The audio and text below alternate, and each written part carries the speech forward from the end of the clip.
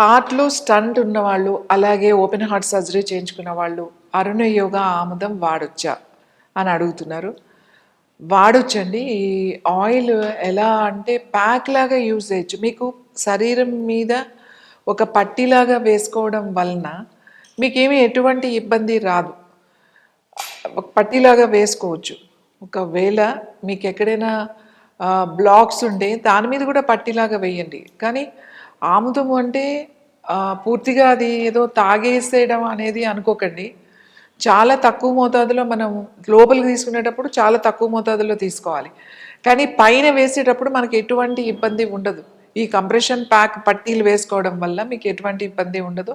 మీరు కూడా వేసుకోవచ్చు. ఎవరికైతే హార్ట్‌లో స్టంట్స్ వేసిన వాళ్ళు, అలాగే బ్లాక్స్ ఉన్నవాళ్ళు నాభిలో వేసుకుని కొంచెం నాభిలో మసాజ్ చేసుకుంటే మీకు మంచి రిజల్ట్ ఉంటుంది.